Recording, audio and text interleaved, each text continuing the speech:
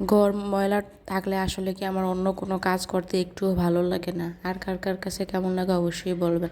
তো আসসালামু আলাইকুম, শুভ সকাল সবাইকে। আশা করি সবাই ভালো আছেন, আমরা আলহামদুলিল্লাহ ভালো আছি। সকালে ঘুম থেকে উঠেই আমি ভাবতেছি যে আজকে অন্যান্য সব কাজ বাদ দিয়ে আগে হচ্ছে আমি ঘরটাকে পরিষ্কার করব, কেননা আমার মনে হচ্ছে যে সব মানে কি বলবো, কেমন যেন একটা ধুলোবালি এরকম আর কি লাগে। যেহেতু মানে বাইরে থেকে অনেকটা রোদ আসে, তো সব দেখা যাচ্ছে যে প্রায় সময় আমাদের জানলাগুলো খোলা থাকে আর রাস্তার পাশে হয়, এত ধুলাবালি আসে যা বলার বাইরে। তো আজকে হচ্ছে তেমন বেশি রান্না করব না, কেননা গতকালকে রাত্রে হচ্ছে রান্না ছিল মুরগির মাংস, তো ভাবলাম যে সেগুলো তো আছে, আজকে শুধু একটু লাউ রান্না করি এই আর কি। তো এটা হচ্ছে চটপট রান্না করে আমি মানে যত দ্রুত পারছি যে সাবিয়াকে খাওয়াই দিছি, আর সাবিয়ার বাবার জন্য সব কিছু রেডি করে রাখছি, উঠেই হচ্ছে এখন খাবে। তো এখানে হচ্ছে আমার রান্নাবান্নাটাও প্রায় শেষ। তো আমি রান্নাবান্না শেষ করে হচ্ছে ময়লা যা যা ছিল সব পরিষ্কার করব। আর সপ্তাহে একদিন বা 2 দিন অন্তত এভাবে পুরো ঘর ক্লিন না করলে আসলে ভালো লাগে না। অন্যান্য সময় হয়তো ঘর মোছা টোছা দিই বা এইটাই করি, কিন্তু এখন হচ্ছে যে আমি পুরো ঘরটাকে ওয়াশ করবো, এরকম একটা অবস্থা। ঘরে ধুলোবালি থাকলে আমার কাছে আসলে ভালো লাগে না। তো কার কাছে কেমন লাগে অবশ্যই আমাকে বলবেন, মানে আমার মতো এরকম অবস্থা আর কার কার কাছে হয়। তো যাই হোক, সাবিয়াকে নিয়ে একলা একলা আমার একটু কষ্টই হবে, কেননা হচ্ছে ও আমার পিছন পিছনই আছে, এটাতে দেখে বুঝতে পারতেছেন সব কাজও পিছন পিছন থাকবে। তো ওকে নিয়ে হচ্ছে আমি করি, আর ও হচ্ছে প্রত্যেকটা ভিডিও মানে কি বলে ক্যামেরার সামনে এসে বলে যে আম্মু আমি লাইভ করি লাইভ করি।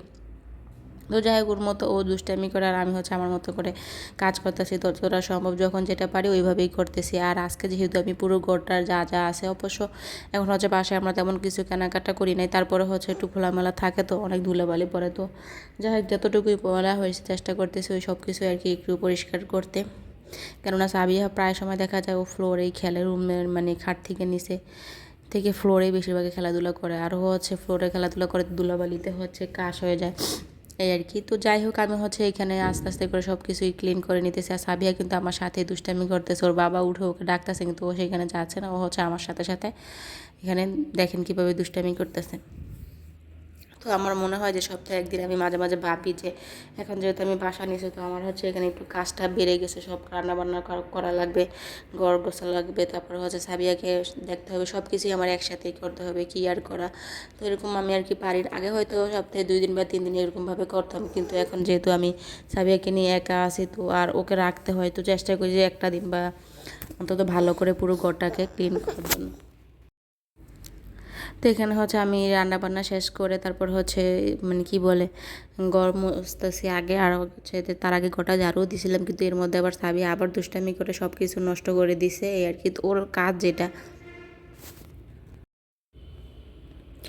তো কিছু থালা বাসন ছিল ওইগুলো ওয়াশ করে দিয়েছি, আর সাথে সাথে হচ্ছে সাবিয়াকে গোসল করে দিয়েছি। আর হচ্ছে আমাদের বারান্দা দিয়ে তারপর হচ্ছে জানলা দিয়ে অনেক রোদ আসে, তো সাবিয়াকে 11টা বা 12টার সময় যদি গোসল করে দেখা যাচ্ছে যে একটু রোদ উঠলে ও গোসল মানে কী বলে রোদে বসতে পারে। আর আমার মনে হয় যে সকালে মানে সাবিয়াকে রোদটাতে বসা, এটা আমার কাছে মানে খুব ভালো হয়েছে বাসাটা আর কি। এই জিনিসটা আমার কাছে সবচেয়ে বেশি ভালো লাগছে যে জানলার পাশে একটু রোদ আসে, কেননা বাচ্চাদের জন্য এই রোদটা অনেকটাই উপকারী।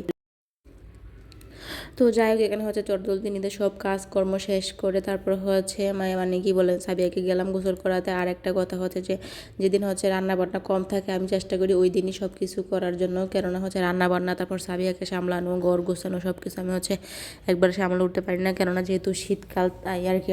আর ও হচ্ছে একটু পরপরই অসুস্থ যেহেতু থাকে, তো ওকে আমার রাখতে হয় বেশিরভাগ সময়, ওকে আমার দিতে হয়। তো বিকালে সাবির বাবা বললো যে ওকে চিংড়ি মাছ আনছে, এগুলো একটু এভাবে করে দিতে। তো আমি ট্রাই করছিলাম, তো যাই হোক বাজারের মতো হয় না, যতটা পারছি ততটা করছি, কিন্তু ওনাকে বললো খেয়ে বলছে অনেক মজাই হয়েছে। তো আপনারা বলুন, অবশ্যই কমেন্ট করে জানাবেন কেমন হয়েছে। আর ভিডিওটি যদি অবশ্যই ভালো লাগে বেশি বেশি করে লাইক কমেন্ট এবং যদি পারেন একটা শেয়ার করে দিবেন।